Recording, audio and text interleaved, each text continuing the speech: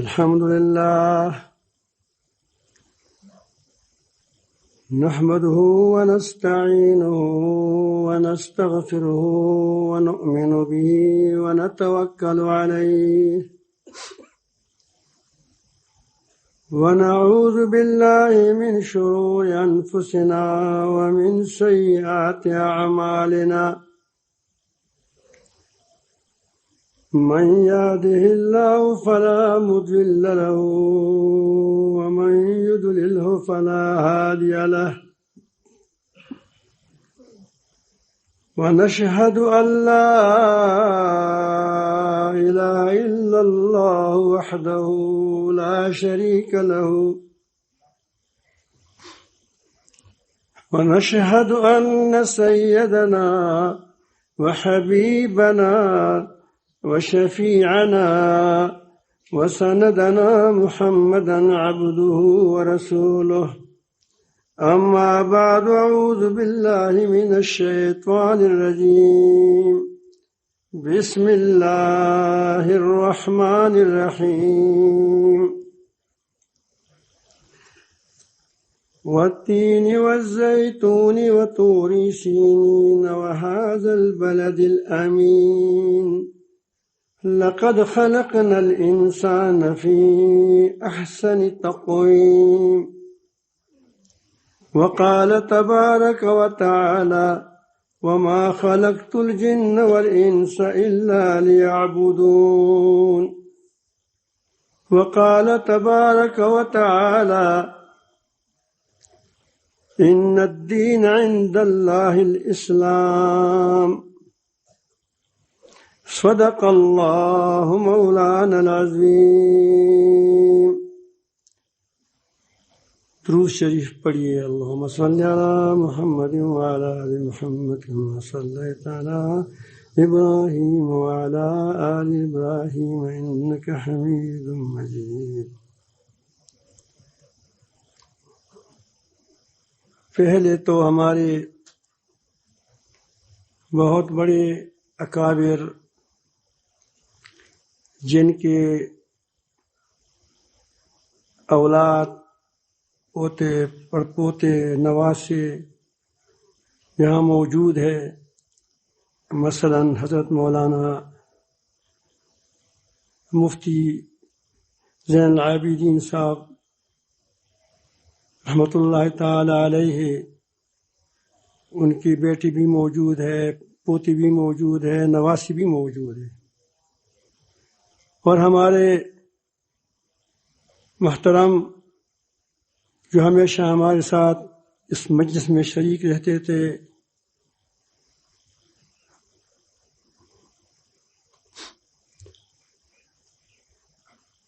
حضرت ہزاروی رحمۃ اللہ علیہ، وہ بھی اس مجمع میں نہیں ہے، لیکن الحمدللہ اس کے بیٹے وغیرہ موجود ہیں.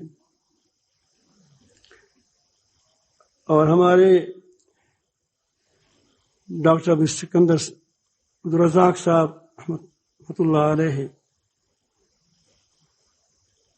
اور ہمارے حافظ صغیر صاحب رحمۃ اللہ علیہ، اور ہمارے پیارے حضرت مولانا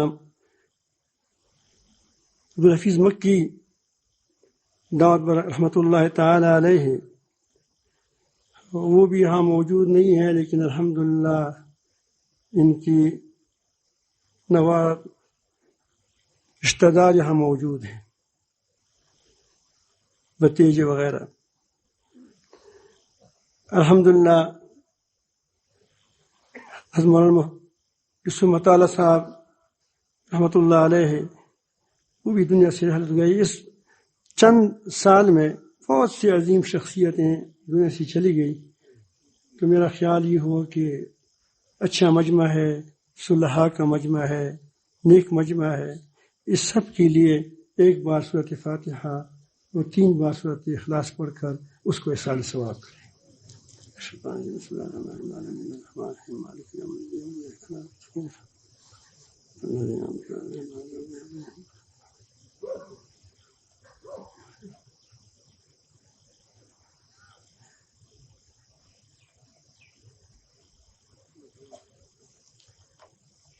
میرے محترم سامعین، اللہ تعالی جل جلالہ نے اس پوری کائنات کو ہمارے لیے بنایا ہے، ہمارے لیے سجایا ہے، ہماری خدمت میں لگایا ہے۔ یہ بات اس طرح کھلی ہے کہ ہر معمولی عقل والا بھی اس بات کو جانتا ہے کہ اس کائنات میں جتنی مخلوقات ہے یہ ساری انسان کی خدمت کر رہی ہیں، کوئی براہ راست اور کوئی بالواسطہ۔ یہ سورج، چاند، پانی، گٹر کی کیڑے، یہ سب انسان کی خدمت کر رہے ہیں، اور یہ انسان کے آنے سے پہلے یہ چیزیں موجود تھیں، یہ انسان ہی نہیں بنائی ہے۔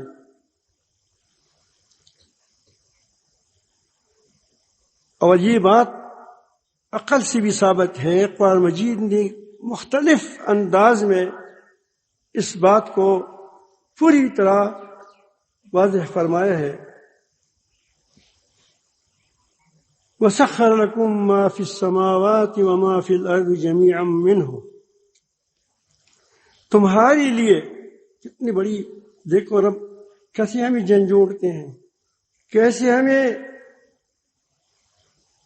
بتاتے ہیں کہ دیکھو تمہارے لیے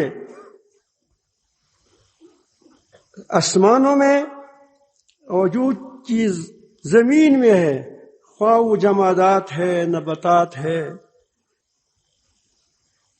حیوانات ہے، سب کچھ جمیعاً، سب کچھ تمہارے لیے میں نے بنائی ہے۔ من ہو اس کی طرف سے، کس کی طرف سے؟ اللہ تعالی کی طرف سے۔ اور تمہارے اندر میں نے ایسی صلاحیت رکھی ہیں جس سے تم اس کی ظاہر سے بھی فائدہ اٹھاؤ، اس کی باطن سے بھی فائدہ اٹھاؤ۔ فرمایا لقد خلقنا الانسان فی احسن تقویم، اللہ تعالی نے گواہیاں پیش کی، شہادتیں پیش کی، قسمیں کھائیں، فرمایا کہ انسان کو میں نے بڑے عمدہ انداز کے ساتھ، بڑے احسن انداز کے ساتھ میں نے بنایا، صورت کے لحاظ سے بھی، عقلی اور فکری صلاحیتوں سے لحاظ سے بھی، یہ جو اس کو تو تم دیکھ رہے ہو۔ آخر تمہیں کیا حق حاصل ہے کہ تم اونٹ جیسے بڑے جانور پر اس سے تم خدمت لے رہے ہو؟ ایک چھوٹا بچہ اس کو مہار سے پکڑ کر کے لے جا رہا ہے۔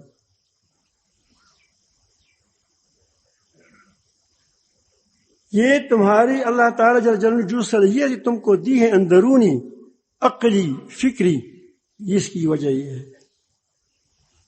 آسمانوں میں تم اڑتے ہو، ہواؤں کو تمہارے لیے مسخر ہے، پانی کی جہازوں میں تم دوڑتے ہو، سواریوں پر تم دوڑتے ہو۔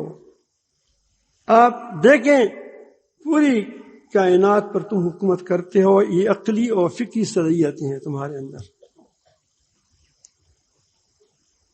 اب کتنا اندھا ہے وہ انسان، دل کا اندھا، جو اس پوری کائنات سے عبرت حاصل نہ کرے کہ اللہ تعالی جل جلالہ نے پوری دنیا کو میری پیدائش سے پہلے یہ سب کچھ میرے لیے انتظام فرمایا ہے، اور پھر جب مجھے لایا تو اس میں میرے اندر ظاہراً باطناً ایسی صلاحیتیں مجھے دیں کہ میں ان سے فائدہ بھی اٹھاؤں۔ اگر یہ چیزیں موجود ہوتی اور ہمارے اندر وہ صلاحیت نہ ہوتی جس سے ہم فائدہ اٹھاتے تو پھر کیا فائدہ ہوتا؟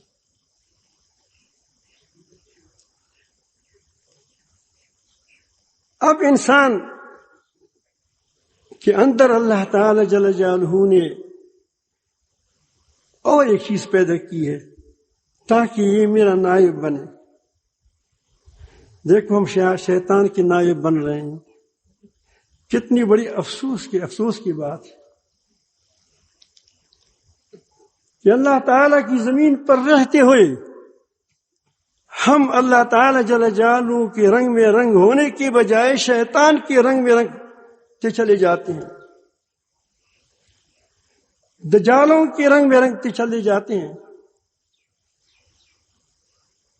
اللہ تعالیٰ نے تو فرشتوں کو کہا تھا انی جاعل فی الارض خلیفہ، میں زمین پر اپنا نائب مقرر کرتا ہوں.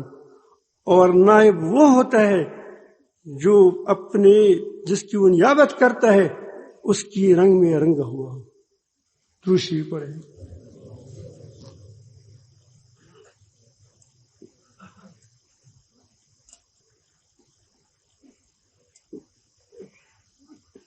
جو شخص اللہ تعالی کے رنگ میں رنگا ہوا نہیں ہے وہ صحیح معنی میں کبھی بھی اللہ تعالی کی زمین پر اس کی نیابت کا حق ادا نہیں کر سکتا.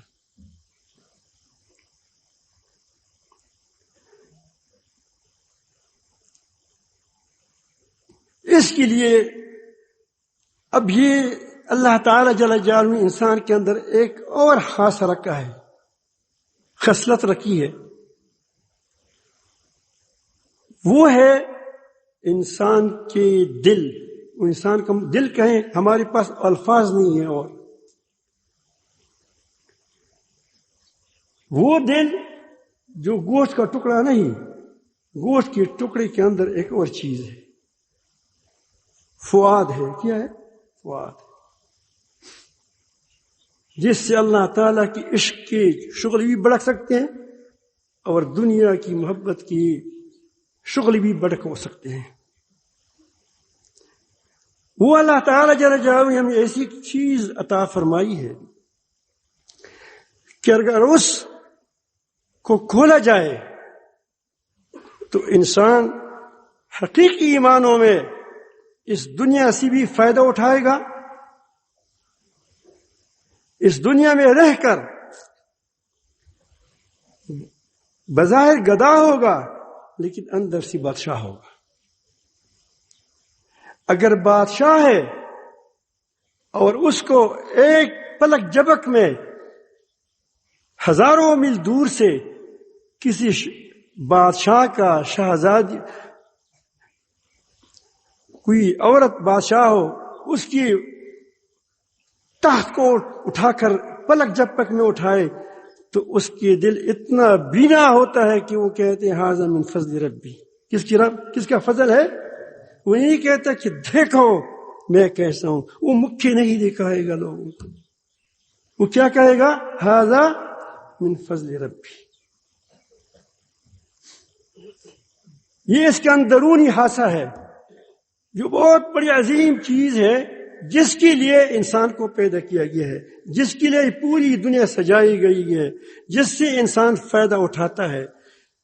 جب وہ حصہ بیدار ہو جاتا ہے تو آدمی اللہ کے رنگ میں رنگ جاتا ہے. اس فرق کو میں آپ کو سامنے لانا چاہتا ہوں. ہمارے سامنے ایک آنکھ یہ ہے جو ہم نظر آتی ہے. اس آنکھوں سے ہم دیکھتے ہیں، پانیوں کو دیکھتے ہیں، اس سے فائدہ اٹھاتے ہیں، چاند کو دیکھتے ہیں، سورج کو دیکھتے ہیں، تمام چیزوں کو ہم دیکھتے رہتے ہیں.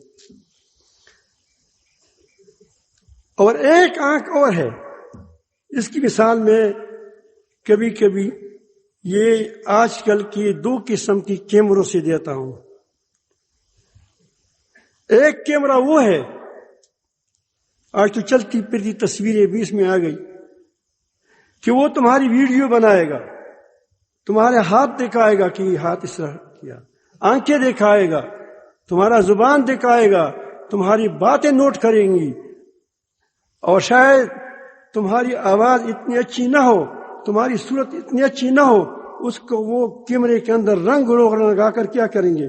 بہت اچھے انداز میں پیش کریں گے. یہ ایک کیا ہے، یہ کیمرہ ہے. لیکن یہ کیمرہ اندر نہیں دیکھتا. اس کیمرے کے اندر جو چیزیں نظر آتی ہیں اس کو تم چکھ نہیں سکتے. بہت شاندار آم کا باغ تم کو دکھایا گیا، آپ نے دیکھ لیا. کیا تم نے مزہ بھی دیکھ لیا؟ مزہ اٹھا لیا تم نے؟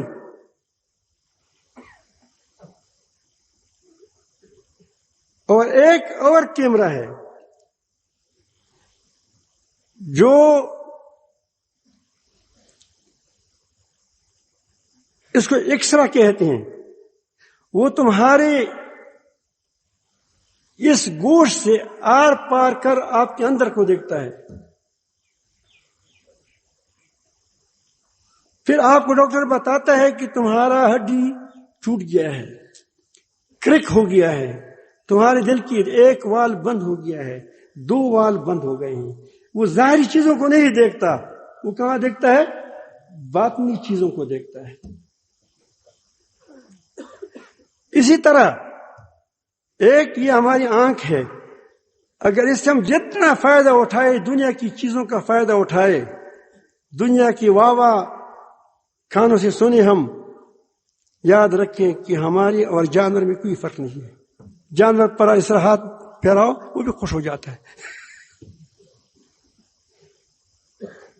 وہ سبزہ دیکھ کر وہ بھی خوش ہوتا ہے. تم بھی اگر حرام اور حرام حلال کو دیکھی بغیر اس پر گرتی ہو، بے ادبی معاف ہو، اگر تم عالم ہو، اگر تم شیخ ہو، جو بھی ہو، تو تمہارا مرتبہ اس جانور سے کم ہے. جانور تو اللہ تعالی نے ہمارے لیے پیدا کیا ہے، اسی لیے اس کے اندر وہ صلاحیت نہیں رکھی، اس کو فطرت پر چلایا. لیکن تم کو عقل دی ہے، تم رشوت کھاتے ہو، تم معاملات میں گڑبڑ کرتے ہو. یہ وجہ کیا ہے کہ ہمارے اندر کا حاسہ وہ اندھا ہو چکا ہے. لا تعمل ابصار لیکن تعمل قلوب التي فی الصدور. جو سینوں کے اندر جو دل ہوتے ہیں وہ انگیزندے ہوتے ہیں. وہ دل کا حاسہ جب کھل جاتا ہے، پھر اس کو کائنات میں اللہ تعالی کی قوت کے علاوہ کوئی قوت نظر نہیں آتی اس کو.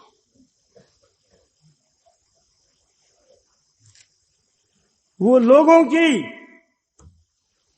خوشامد سے اس کو کوئی پرواہ نہیں ہوتا،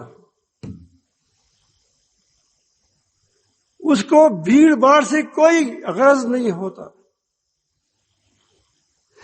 اس کو دنیا کی نمائشی کاموں سے کوئی غرض نہیں ہوتی کہ میں نے اتنے دیگے پکائے اور اب لوگوں نے دیکھ بھی لیے یا نہیں دیکھ لیے. جب تک لوگ نہیں دیکھے اس وقت تک گویا میرا صدقہ قبول ہی نہیں. تو یہ صدقہ اللہ کے لیے ہوا، بتاؤ مجھے، یا مخلوق کے لیے ہوا؟ مخلوق کے لیے ہوا. یہ وجہ کیا ہے کہ دل پر دنیا کے پردے ہیں. جس طرح آنکھوں پر پردے آ جاتے ہیں، آدمی کو نظر نہیں آتا، اس طرح اس حاسے پر جو اللہ تعالی نے بہترین چیز بنائی ہے اس پر دنیا کے پردے آ چکے ہیں. اسی لیے ہمارا ہر کام دنیا کے پیمانوں پر کے مطابق ہوتا ہے. جب یہ حاسہ کھل جاتا ہے، جب آدمی کے اندر یہ ایمان پختہ ہو جاتا ہے، اس کا دل دیکھنے لگتا ہے کہ مجھے جو کچھ ملتا ہے یہ مخلوق کو ملتا ہے، یہ میرے رب کی طرف سے ملتا ہے.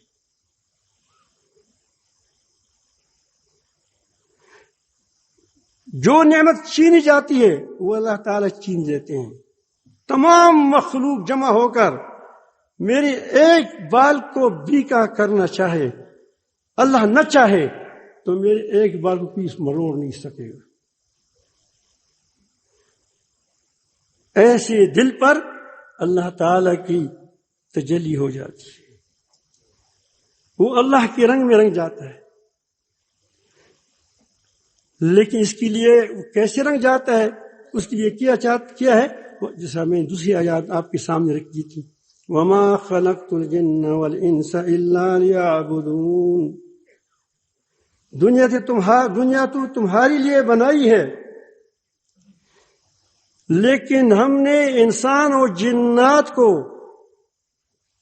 محض اپنے بندگی کے لیے پیدا کیا کہ وہ اختیار کے ساتھ، فرشتوں کی طرح نہیں، اس کے اندر اختیار نہیں ہے، جانوروں کی طرح نہیں، وہ اپنی فطرت پر چل رہے ہیں. وہ نفس اور شیطان کے ساتھ مقابلہ کر کے میری خالص بندگی کریں.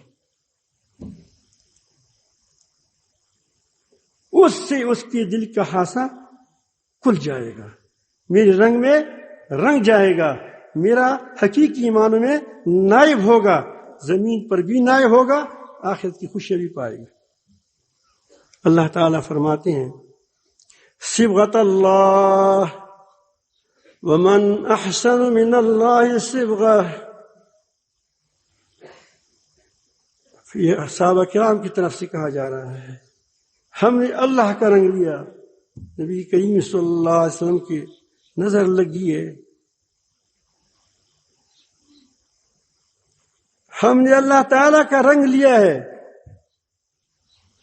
وہ ہے توحیدی نظر. جس پر پڑ جاتا ہے تو اس کا سر و پا کیا ہو جاتا ہے، توحید ہی توحید بن جاتا ہے.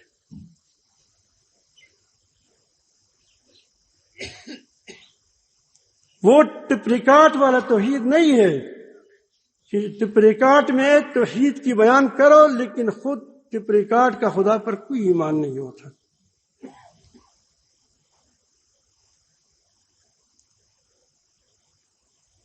تو صحابہ کرام رضوان اللہ اجمعین کے بارے میں فرماتے ہیں صبغۃ اللہ کہ ہم نے اللہ تعالیٰ کا رنگ لیا ہے. ومن احسن من اللہ صبغہ، اللہ تعالیٰ سے اچھا رنگ کس کا ہو سکتا ہے؟ یہ کہاں سے حاصل ہوا؟ وَنَحْنُ لَهُ عَابِدُونَ. یہ نہیں فرمایا وَنَحْنُ عَابِدُونَ لَهُ. آپ علماء ہے جانتے ہیں، حصر کیا، ہم صرف اسی کی بندگی کرتے ہیں. اس سے ہمارے اندرونی حاصل کھل گئے اور ہمیں دنیا کا کائنات میں اللہ تعالی کی کوئی قوت نظر نہیں آتی. ہم اللہ تعالی کے رنگ میں، دین کے رنگ میں رنگ گئے. مہربان ہے، عدل والے ہیں. اللہ تعالی نے ان کو شجاعت دی، اللہ تعالی نے اس کو سخاوت دی. وہ پیسوں پر نہیں مرتے تھے، منصب پر نہیں مرتے تھے، وہ اللہ تعالی پر مرتے تھے. تاریخ گواہ ہے. درود شریف پڑھے اللہ.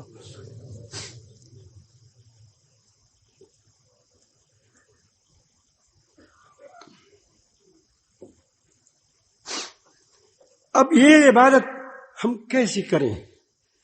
اس کے لیے اللہ تعالیٰ نے انبیاء علیہ السلام کو بھیجا، جس کا جو حضرت آدم علیہ السلام سے لے کر نبی آخر زمان، سید المرسلین، خاتم الانبیاء، نبی آخر زمان، نبی کریم صلی اللہ علیہ وسلم پر ختم ہوا. وہ سارے کے سارے اسی بندگی کے لیے آئے، بتانے کے لیے، سکھانے کے لیے، اس پر چلانے کے لیے. اسی کا نام اسلام ہے. اسی کا نام ان الدین عند اللہ الاسلام. اللہ تعالی کی نزدیک دین اسلام ہے، جو تمام انبیاء علیہ السلام کا دین ہے. باقی درمیان میں شرائع تھے، منہاج تھے، اس میں کوئی تبدیلی آ جاتی تھی وقت کے لحاظ سے. ہم بھی طریقوں میں تبدیلی لاتے ہیں، اجتماع ایسا ہونا چاہیے، فلانا ایسا ہونا چاہیے، یا یہ ہوتے رہتے ہیں. لیکن دین کیا ہے؟ یہ وہی ہے جو اللہ تعالیٰ نے اول سے لے کر نبی کریم صلی اللہ علیہ وسلم تک چلایا ہے. اور اس سارے انبیاء علیہ السلام کا پہلا مرحلہ تزکیہ ہوتا تھا. کیا ہوتا تھا؟ تاکہ یہ اللہ تعالیٰ کا نائب بن سکے، اللہ کے رنگ میں رنگ جائے. اسی لیے قرآن مجید نے بنیادی چیز کو لایا مختلف مقامات پر. مثلا فرمایا قد افلح من تزکا، تزکیہ کامیاب ہوا جس کا تزکیہ ہو چکا. ہم تزکیہ اس کو کہتے ہیں کہ کس کو خلافت مل گئی. بہت کمزور ذہن ہے ہمارا. کاش ان چیزوں کو ہم بھول جائیں. مجھے فلان نے خلافت دی ہے، فلان نے خلافت دی ہے، فلان نے اجازت دی ہے، فلان نے اجازت دی ہے. تمہارے اندر ہے کوئی چیز؟ وہ بتائے. آپ عطر کی شیشی بن جاؤ، عطر کس میں ہو؟ خود تمہاری شیشی بول پڑے گی کہ اس میں کیا ہے، اس میں عطر ہے.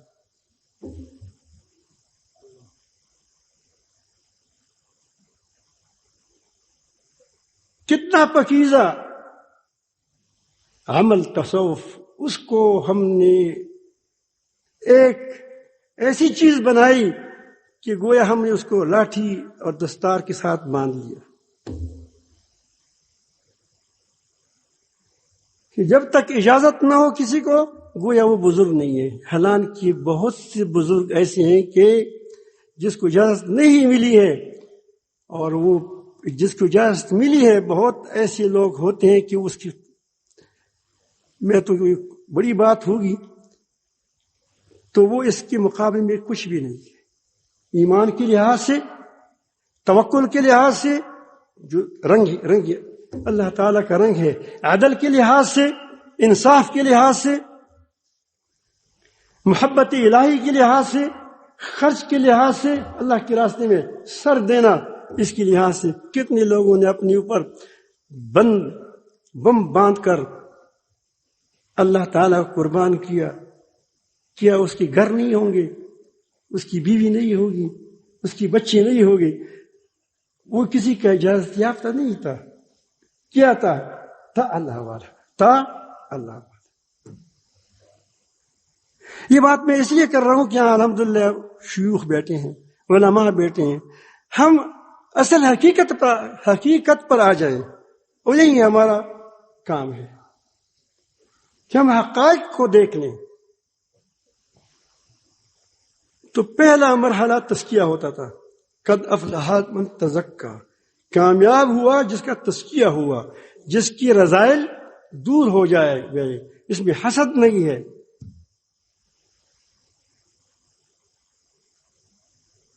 ایک بار میں نے صوفی صاحب رحمۃ اللہ علیہ بڑے زبردست آدمی تھے، نفسیاتی ماہر تھے. اس سے میں نے پوچھا کہ حضرت یہ خانقاہوں والے آپس میں لڑتے ہیں، حسد کرتے ہیں. وہ سمجھدار آدمی تھا، فوراً باپ گیا میری بات کو کہ کیا کہنا چاہتا ہے.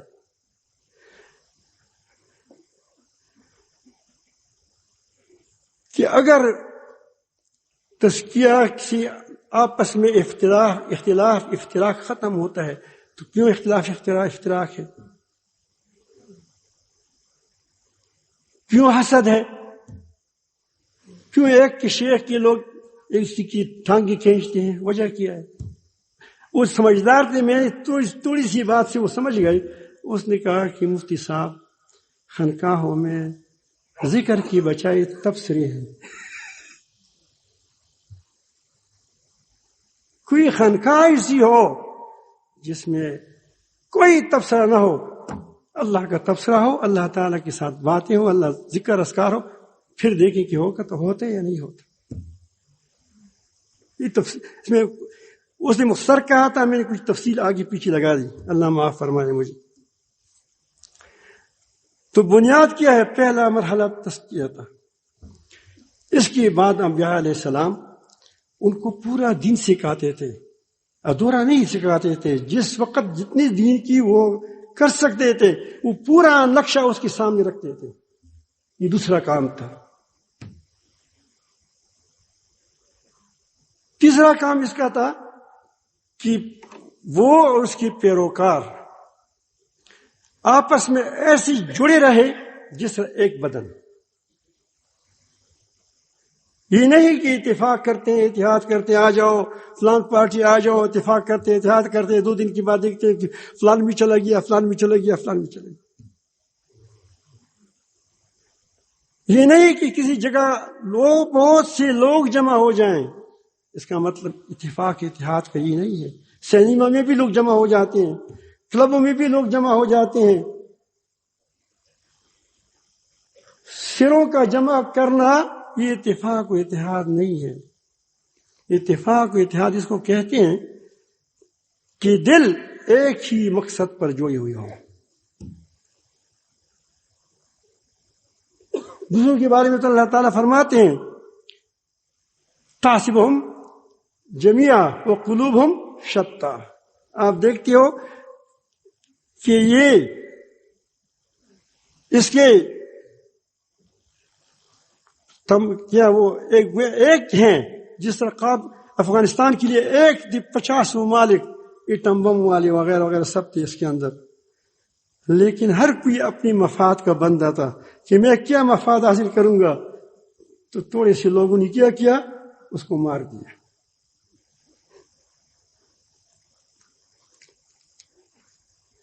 میرے ساتھ ایک دن میں سفر کر رہا تھا. انسان جب بوڑھا ہو جاتے ہے تو اللہ تعالیٰ اس کے لیے بڑھاپے کے لیے بھی انتظام فرماتا ہے. اس وقت میں کسی ویگن کے پیچھے لگ گیا، کسی وہ کیا ہے وہ ویگن کے اندر بیٹھتا تھا. پھر مجھے ٹپریکاٹ سے بڑی چڑ تھی، جس آج کل ماسک اس سے کورونا سے ہے.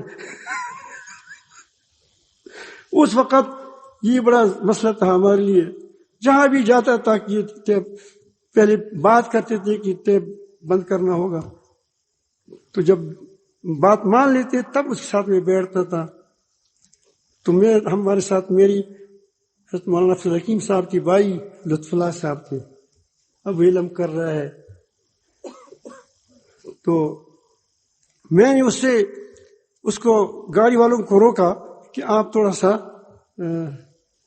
میں تمہارے ساتھ میں جاتا ہوں، لیکن بشرطے کی کہ تم ٹیپ نہ لگاؤ. وہ نے کہا کہ مولوی صاحب ٹیپ نہیں لگے گا.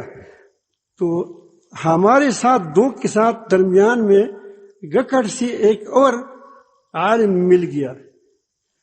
وہ کہتے ہیں مولانا چھوڑ دو، یہ مفتی صاحب یہ لوگ لگاتے ہیں. میں بہت خفا ہو گیا. میں نے کہا کہ بس ہماری جماعت ٹوٹ گئی، قلوب شتیٰ آ گئے، کیا گیا، دل بگڑ گئے. جب ہم بیٹھ گئے میں نے کہا کہ اس نے وعدہ کیا ہے. تو جب بیٹھ گئے تو راستے میں اس نے شروع کر دیا. تو میں نے کہا کہ استاد جی آپ نے ہمارے ساتھ وعدہ کیا تھا. انہوں نے کہا کہ لوگ نہیں چھوڑتے. تھوڑا سا آرام سے کر دیا. میں نے کہا کہ بند کر دو. پھر مجھے وہ کہتے سب چھوڑ دو.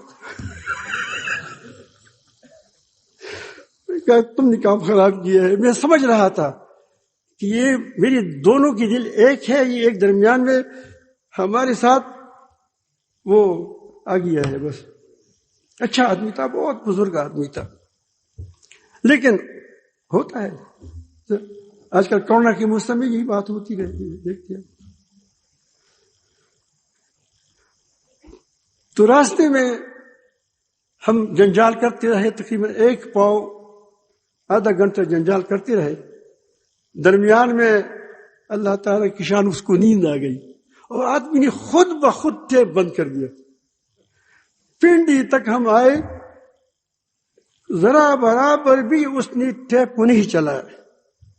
مجھے لطف اللہ صاحب نے کہا کہ ٹیپ اس نے بند کر دیا، عجیب بات ہے. میں نے کہا کہ تم کو عجیب کیوں لگتی ہے؟ اس نے کہا کہ بس عجیب لگتی ہے. میں نے کہا کوئی کرامت میری نہیں ہے، یہ ہم پہلے 2 تھے، ہمارا 2 کا دل ایک تھا، درمیان میں ایک اور آ گیا جس کا دل میں کیا تھا کہ یہ لگائے گا. تو یہ کیا ہو گیا، جب وہ سو گیا تو درمیان میں سے وہ نکل گیا. جب سو گیا، سو مت، سونے والوں کے نر کٹے ہوتے. جاگتے رہو، تو ویسے میں لطیفہ آپ کو سنایا اور بات حق ہے. کام اس وقت چلیں گے کہ حق ہو بات اور دل اکٹھے ہوں. تو 3 چیزیں ہو گئی. اس پر انبیاء علیہ السلام محنت کرتے تھے اور ان کے پیروکار بھی اس پر عمل کرتے تھے. لیکن بڑا یہ آزمائش کی چیز ہے. یہ نہ ہو کہ ہم کہتے ہیں بس چف کے ساتھ کیا ہو جائے گا، دین آ جائے گا. نہیں، اللہ تعالیٰ فرماتے ہیں وَجَعَلْنَا مِنْهُمْ أَئِمَّةً يَهْدُونَ بِأَمْرِنَا لَمَّا صَبَرُوا وَكَانُوا بِآيَاتِنَا يُوقِنُونَ. فرماتے ہیں کہ میں نے بنی اسرائیل میں ایسے پیشوا پیدا کر دیے جو میرے حکم کے مطابق، میری ہدایت کے مطابق اپنے عوام کو چلاتے تھے. یہدون یہ نہیں کہ صرف بتاتے تھے، کیا تھے؟ چلاتے تھے. وجہ کیا؟ وہ کیا کرتے تھے؟ وَكَانُوا بِآيَاتِنَا يُوقِنُونَ. وہ ہماری احکامات پر دو نچار کی طرح یقین رکھتے تھے. وہ دیکھتے تھے کہ اللہ تعالیٰ سے ہوتا ہے. پھر اس کے بعد جو اس کے نائب بنے وہ بھی اچھے لوگ تھے، وہ بھی ایسی کر رہے تھے. اس کے علماء مشائخ بما استحفظوا من کتاب اللہ وکانوا علیہ شہداء، وہ بھی کرتے تھے. وہ کہتے تھے اسی لیے کہ وہ کتاب اللہ جو تھا اس کی وہ حفاظت کرتے تھے اور اس پر وہ قولا عملا قلبا کیا تھے گواہ تھے. فائدہ کیا ہوا؟ انی فضلتکم علی العالمین. اللہ تعالیٰ بنی اسرائیل پر احسان جتلاتا ہے، فرماتے ہیں کہ تم کو جو سپر طاقت تم بن گئے تھے، جب تم کو عالم کیا تمام عالم پر فضیلت حاصل تھی، وہ یہی وجہ تھی. کیا تھی؟ یہی 3 باتوں پر تم کیا کر رہے تھے؟ اس کو جمے تھے اس پر.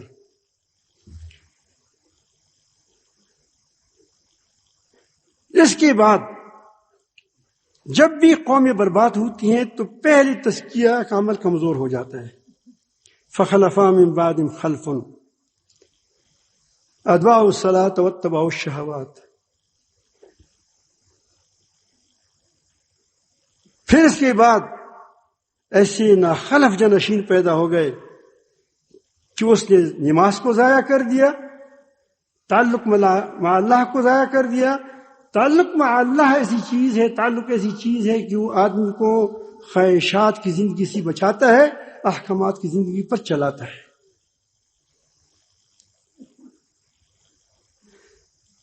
پھر کیا ہوا؟ پھر وہ دین اس کے ہاتھ، جس کی ہاتھ میں جو خواہشات کا دین آیا اس نے پکڑ لیا، خواہشات کے مطابق دین کو اختیار کیا. پھر اس کے بعد کیا ہوا؟ اللہ پھر وہ غلام ہو گئے، ذلیل ہو گئے. فرمایا افتؤمنون عباد الکتاب وتکفرون عباد فما جزاء من يفعل ذلك منكم الا خزي في الحياة الدنيا ويوم القيامة يردون الى شد العذاب. آیا تم بعض کتاب پر ایمان لاتے ہو، بعض کو نہیں مانتے؟ وہ مانتے تھے، آج بھی مانتے ہیں لیکن عمل نہیں کرتے تھے. ایسے لوگوں کے لیے جو اہل کتاب ہو، اللہ تعالیٰ نے اس کو میدان میں اتارا ہو، جسے آج کل کنتم خیر امت اخرجت للناس، جسے ہم نکالے گئے ہیں. تو پھر کیا ہوگا؟ وہ اگر ایسا کریں گے تو اس کے لیے دنیا میں ذلیل ہوگا. الا خزي في الحیات الدنیا، دنیا میں ذلیل ہوں گے.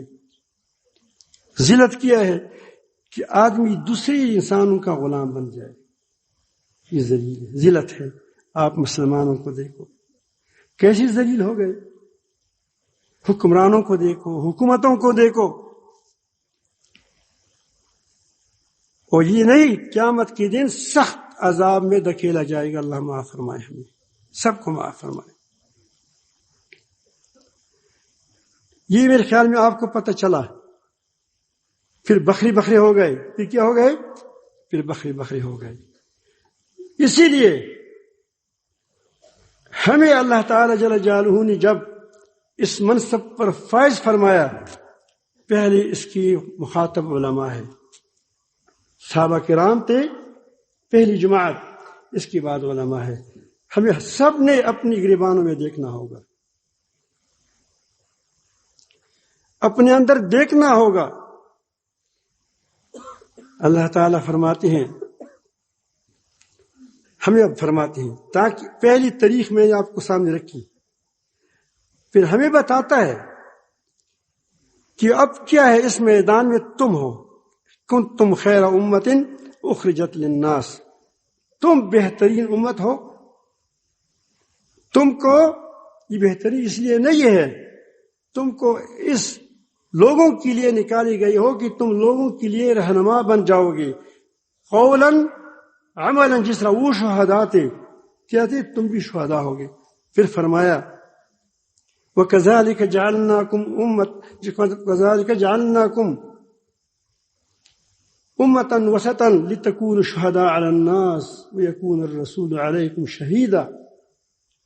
تم کو اسی طرح تم کو امت وسط بنایا، بہترین امت بنایا. تم اللہ تعالی اور اس کے بندوں کے درمیان ایک واسطہ کی حیثیت رکھتے ہو، اس کی پیغامات پہنچانے والے ہو. یہ نہیں فرمایا کہ تم مبلغین ہو، اس لیے کہ مبلغ کبھی کبھی گڑبڑ بھی کرتا ہے.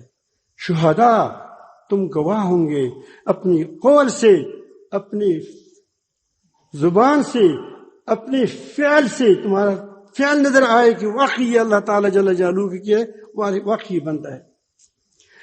اور تمہارا دل گواہی دینے والی ہو. وَكَانُوا بِآيَاتِنَا يُوقِنُونَ، ایسے ہو تم.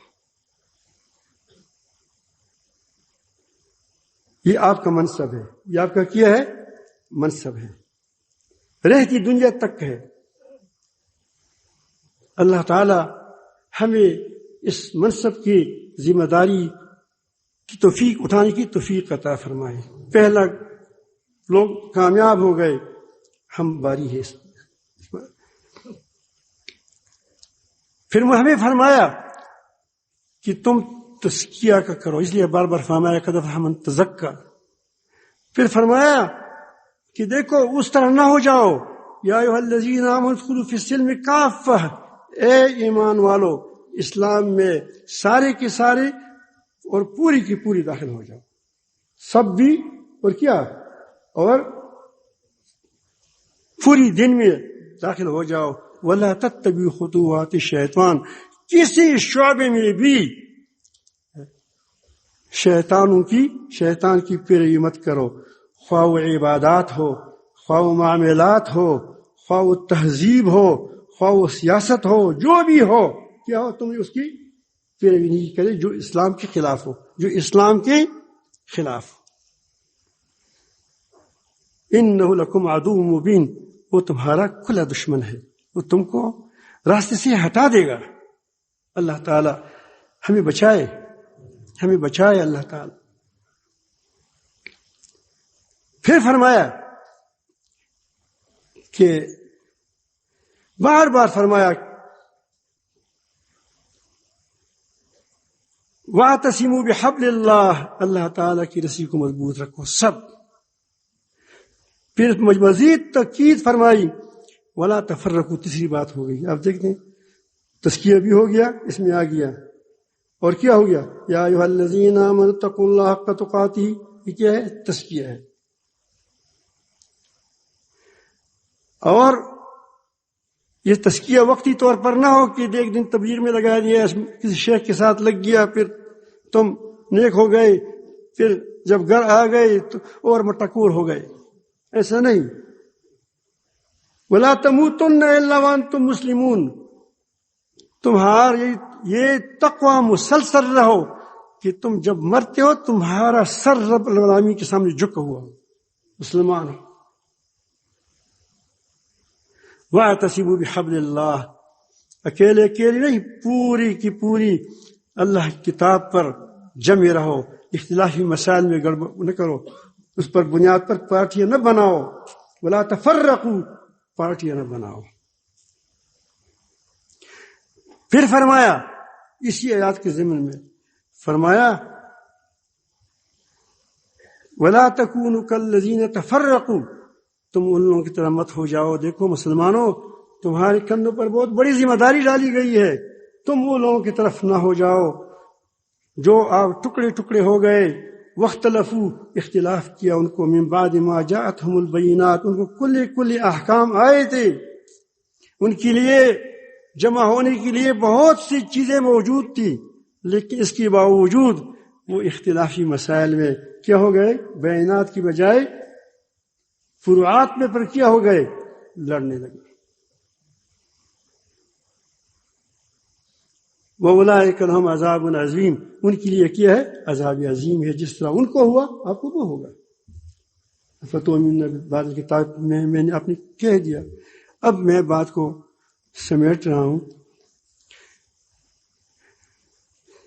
اور یہ میں بات ایسا نہیں کرتا. یہ ہر پیغمبر نے جب آیا تو میں اس کی تاریخ سے میں نے بات کی آپ کو. یہی بات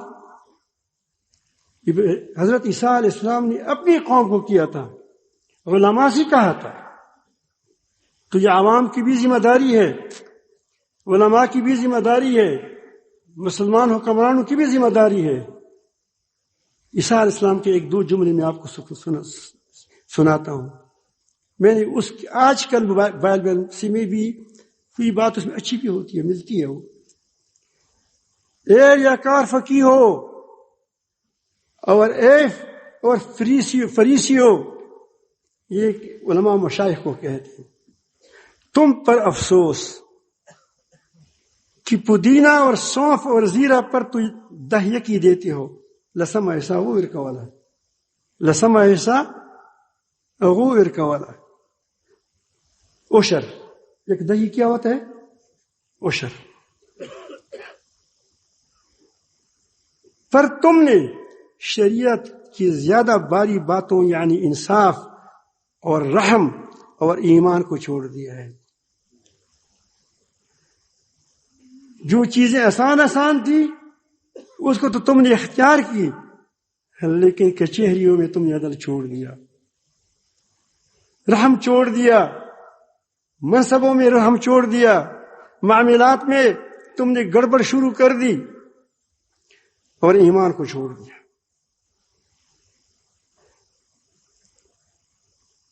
لازم تھا کہ یہ بھی کرتے، یہ جو کرتے یہ کرو، یہ نہیں کہ یہ مت کرو. وہ بھی نہ چھوڑتے اور یہ بھی کرتے، وہ بھی نہ چھوڑتے، دونوں کر لیتے. اے اندھی راہ بتانے والوں، یہ ہمیں کہتے کہ تم کیسے علماء ہو. اس کو کہتے تھے، ان کو کہتے تھے، ان علماء کو. اس لیے وہ مخالف ہو گئے کہ اس کو سولی پر چڑھانا چاہیے. یہ تو ہمیں جھنجھوڑتے ہیں. اے اندھی راہ بتانے والوں، کہ تو چاندتے ہو کس کو؟ مچھر کو تو چاندتے ہو، جو مچھر کو چاندتے ہو. ناپاک ہو گیا، مچھر آ گیا، مجھ پر بیٹھ گیا، پانی میں مچھر پڑ گیا. مطلب ہے کہ چھوٹی باتوں پر تو تم کیا کرتے ہو؟ بڑی ایکشن لیتے ہو، بڑے آپ کیا اس کے پر آپ میدان گرم ہوتے ہو، کرتے ہو. لیکن اونٹ کو نگل جاتے ہو، پورا اونٹ نگل جاتے ہو، اس کو تم پر پتہ نہیں چلتا، حرام کرتے ہو، بہتان کرتے ہو. اب آج کل تو آسمان میں دیکھ کے ساری بہتانیں چل رہی ہیں.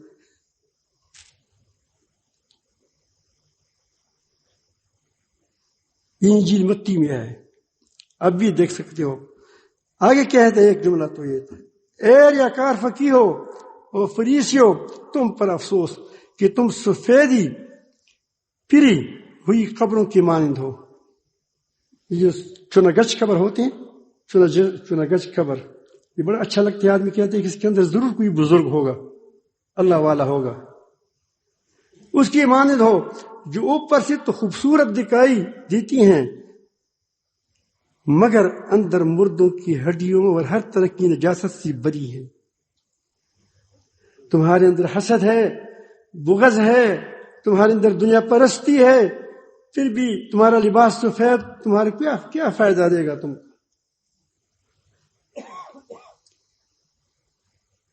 اسی طرح تم بھی ظاہر میں تو لوگوں کو رسبازی دکھائی دیتے ہو، رسباز دکھائی دیتے ہو، مگر باطن میں ریاکاری، خود اپنے الفاظ ہیں، ریاکاری اور بدینی سے بری ہوئی ہو۔ اللہ تعالی نے بچائے۔ یہ اب وقت بھی میں نے زیادہ لیا، لیکن آپ نے اس لیے میں نے بتائی کہ یہ یہاں جو کام ہو رہا ہے، میں خود بھی جب اس کو پڑھ لیتا ہوں تو گھبراتا ہوں۔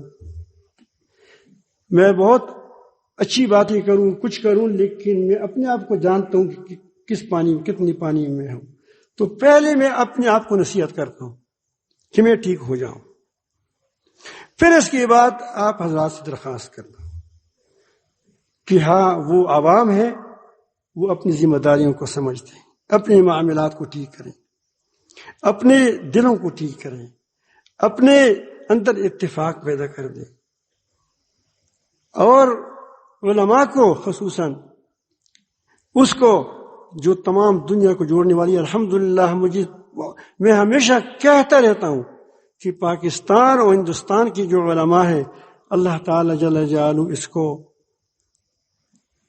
اور بھی ترقی نصیب فرمائے، علم کی رشد اور اخلاقی ترقی نصیب فرمائے کہ اس طرح علماء دوسری جگہوں میں ہوں گے، لیکن اتنا جو یہاں ہے اس ایسے آپ کو نہیں ملیں گے۔ بری نشین اللہ والے مشائخ الحمدللہ یہاں کے ہیں، دیکھیں کوئی یہاں سے باہر سے کوئی آدمی نہیں آتا، ہماری پاکستان سے کوئی طالب علم نہیں جاتا کہ وہ کہتے ہیں کہ میں لندن میں علم حاصل کروں، کوئی جاتا ہے؟ نہیں جاتا۔ کوئی یہاں سے نہیں جاتا کہ فلان جگہ لندن میں ایک پیر ہے، میں اس سے بیعت ہوتا ہوں، ایسا ہوتا ہے؟ پاکستان کے، ہندوستان کے مدارس میں مختلف ممالک سے لوگ آتے ہیں، پڑھتے ہیں، اور ان کے سے وہاں آتے ہیں لوگ، یہاں سے بیعت ہو جاتے ہیں، پھر وہاں وہ اپنے کام چلاتے ہیں۔ تو اس سے معلوم ہوتا ہے کہ الحمدللہ پاکستان کا یہ زمین بڑا زرخیز ہے، ہر لحاظ سے، علم کے لحاظ سے اور تقوی کے لحاظ سے اور مدارس کے لحاظ سے۔ الحمدللہ ہماری افواج بھی اچھی ہے۔ میں تو کبھی کبھی ان کو کہتا ہوں کہ تم کیوں ڈرتے ہو یار؟ اگر تم نے ہندوستان کو مارا ہے، ہندوستان نہ روس اور کیا امریکہ کو، تو تم سپر طاقت ہو، وہاں سے کیا سیکھنے آتے ہو تم کو؟ اگر پھر تم کہتے ہو کہ ہم نے نہیں مارا ہے، ہم نے تھوڑا سا اس کو کیا سکھاتے تھے، انہوں نے کیا ہے، پھر وہ سپر طاقت ہے، تو تم کیوں ڈرتے ہو کہ بلیک لسٹ ہے اور گرے لسٹ ہے؟ تم انشاءاللہ، مجھے امید ہے اگر یہ ہمارے حکمران اس بات پر آ گئے کہ واقعی ہمیں اپنے رب کو راضی کرنا ہے اور کسی کی طرف ہمیں نہیں دیکھنا ہے، تو پاکستان پوری دنیا کی قیادت کرے گا انشاءاللہ۔ علماء تو کرتے ہیں، مشائخ کرتے ہیں، اب بھی کرتے ہیں، لیکن یہ بھی کریں گے، لیکن اس کے لیے بہت ضروری یہ ہے کہ علماء اور مشائخ آپس میں جڑے رہیں۔ علماء اور مشائخ الحمدللہ میں بڑے خوش اس بات پر خوش ہوں کہ اس اجتماع میں تقریباً پاکستان کے جتنے خانقاہیں ہیں ان کی لوگ موجود ہیں۔ ہمارے بڑے بڑے بزرگوں کی، پھر ذوالفقار صاحب دامت برکاتہم العالیہ، دوسرے وغیرہ، بعض کو مجھے نام بھی نہیں آتے لیکن وہ کہتے ہیں کہ میں فلان کا وہ فلان کی مرید ہوں. یہ سارے کے سارے اس یہاں جمع ہو جاتے ہیں. یہاں پیر نہیں ہے, یہ دارالمومنین ہے. کیا ہے؟ دارالمومنین ہے. تم جمع ہو. اللہ تعالیٰ کو جمع رکھے. لیکن اس کے ساتھ میں عرض کروں کہ اس کے لیے میں حکومت کے اداروں والوں کو بھی کہتا ہوں, آپ کو بھی کہتا ہوں کہ ایک چلہ لگائیں اس میں. یہ کام بغیر سیکھے نہیں آئے گا. یہ باتیں ہیں, یہ بھی ٹپ ٹکاٹھی باتیں ہیں. ٹپ ٹکاٹ میں بند ہو جائیں گے, اوپر چلے جائیں گے. یہ بات یہ ایسی ہو گئی. اس کے عملی طریقہ تم نے اس آم کو چکھنا ہوگا. جو ویڈیو میں جو آپ نے آم دیکھا ہے, اس کو باغ میں دیکھ کر اگرچہ وہ تھوڑا سا کیا وہ زیادہ وہ مرغن نہیں نظر آئے گا, لیکن جب دیکھو گی تو مزہ آئے گا. تم یہاں وقت لگاؤ, ایک چلہ لگاؤ. ایک دن سے تم کو صرف یہ بتانا ہے کہ تم نے کیا کرنا ہے. یہ اپنے رنگ اس پر چڑھ جائے. اس رنگ چڑھانے کے لیے ایک چلہ مانگتے ہیں. تو کیا تمہارے ذہن میں یہ بات آ گئی کہ چلہ لگانا چاہیے نہیں چاہیے؟ جنہوں نے لگایا ہے آپ اس کو دیکھو.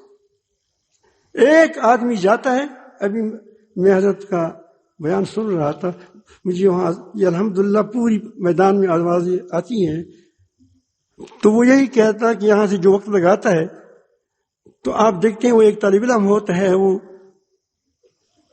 جنوبی کوریا میں جاتا ہے, وہاں دارالایمان بناتا ہے, اور ابھی تک وہاں جمعہ بند نہیں ہوا. کرونا کے زمانے میں بھی دنیا بند ہے. فی ہزار ایک آدمی وہاں مسلمان ہے, یا پتہ نہیں کتنا مسلمان ہے. حضرت نے کچھ بتایا, مجھے تو یاد نہیں رہا, لیکن یہ 200 میں ایک مسلمان ہے. لیکن وہاں تمام دنیا بند تھی. صرف اسی جگہ میں کفرستان میں اس اللہ کی بندی ایک طالب علم نے کھولا, اور ابھی تک جمعہ اس نے بند نہیں کیا. تو اس کے لیے ایک وقت لگانے کی ضرورت ہوتی ہے کہ تاکہ چھاپ اتنا مضبوط ہو جائے کہ دنیا ہلے تم نہ ہلو, دنیا ہلے تم نہ ہلو. تو کون اس کے لیے تیار ہے؟ انشاءاللہ. آج تو بہت اٹھ گئی. اللہ